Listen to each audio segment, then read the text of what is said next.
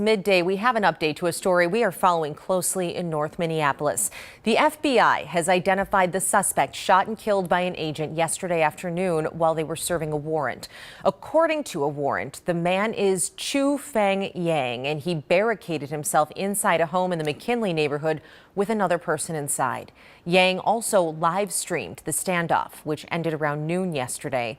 There's a lot to this story, and our Gordon Severson is digging into Yang's history and the timeline of this shooting. Check out his report tonight at 6. Well, right now, a bill to legalize recreational cannabis is being debated on the Senate floor. The bill passed a House vote earlier this week. Now, if approved, Minnesota would become the 24th state to legalize recreational marijuana. This morning, the Senate GOP voiced their concerns about the bill.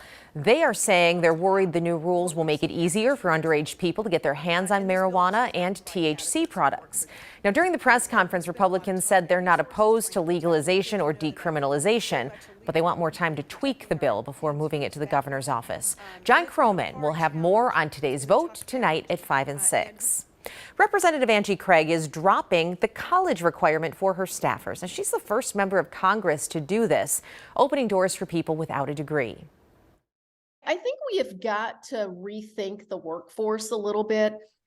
Everything can't just fall to whether you've got a piece of paper. And if you've got the relevant experience, that needs to be counted as well. Craig says 15 members of her staff do not have college degrees. Well, right now, investigators are on the scene of a train derailment in DeSoto, Wisconsin. At least a dozen cars went off the tracks yesterday afternoon. Now, luckily, that train wasn't carrying any hazardous materials. BNSF says 4 people were injured in the crash, including a crew member, but all of those people are expected to be okay. Now, if you're heading out to the Wild playoff game in St. Paul tonight, you might run into some flood traffic. Officials closed roads downtown today after major flooding in the area.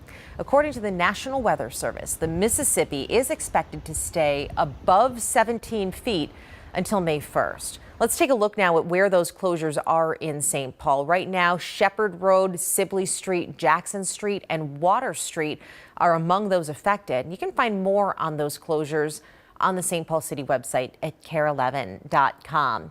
And of course, if you've been outside or looked out the window, you know that there is more water out there today, Ben. Yeah, you're right, Lauren. The good news is this rain is coming down at a slow enough pace where it's not going to be increasing any of our local flooding. These rivers that are in major flood stage right now are these massive rivers that need massive amounts of water to go up in level, and most of those are actually on the decline, which is some good news. Now let's take a live look at radar right now. You can see that batch of light but persistent rain showers has been over us for most of the morning hours, and I will say it's not going to be raining all day today. If you do have any evening sports, especially after 6, 7 o'clock, most of those showers will push away from the Twin Cities and into western Wisconsin, and we get a bit of a lull from the rainfall overnight tonight with possibly even some patchy clearing. Saturday morning, similar case, dry, at least initially, but as we head into the afternoon hours, notice how those widespread scattered showers kind of bubble up, and those showers will linger into early Sunday morning as well. Let's take a look at your weekend getaways forecast. If you're heading out of Dodge, you can see temperatures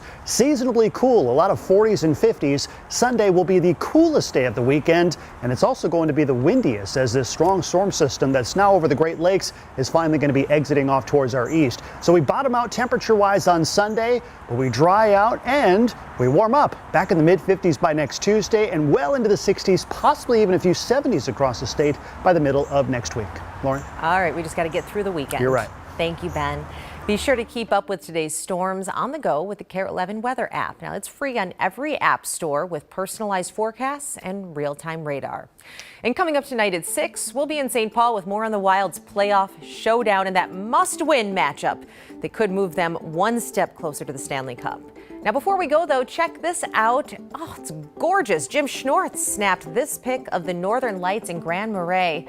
Thanks for sharing that with us, Jim. So many beautiful scenes. If you missed the last display of Northern Lights, don't worry. Your next chance to catch the aurora will be coming up. I know our weather team will be keeping an eye on it. They'll let you know. Thanks for joining us. We'll have a lot more of today's top headlines coming up in just 30 minutes.